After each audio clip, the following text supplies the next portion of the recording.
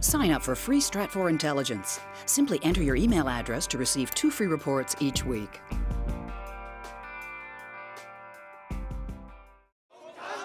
The second round of Jasmine Rallies was held across cities in China on February 27th. This comes a week after the first round on February 20th happened after an anonymous letter was posted on Boxun.com encouraging Chinese citizens to gather peacefully in protest of Chinese Communist Party and in support of political reform.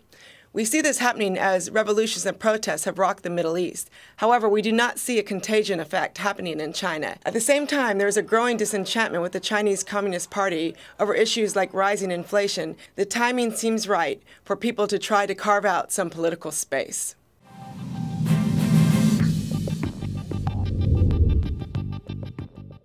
The foundation of the Chinese Communist Party's legitimacy has been economic growth for the past 30 years. Economic growth and not ideology has bolstered its authority.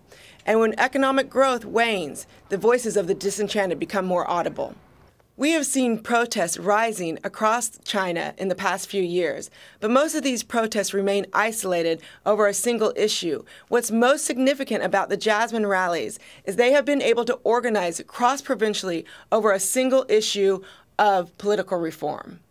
The state has responded to these calls for organization with a massive crackdown on all information pertaining to the Jasmine Rallies.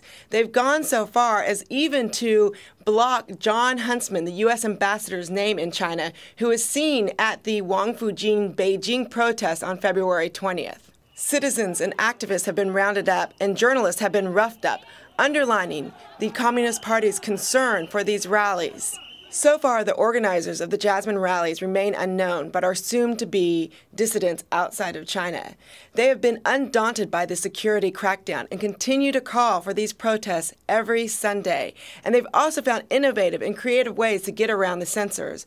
For example, after the February 20th protest, the first protest, for the second protest, they suggested calling them Liang Hui, which means 2 meetings.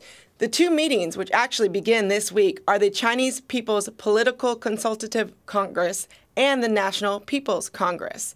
By using the term Liang Hui, censoring this term would not only censor anything pertaining to the Jasmine Rallies, but would also censor these 2 upcoming very important meetings, which would not be in the central government's best interest.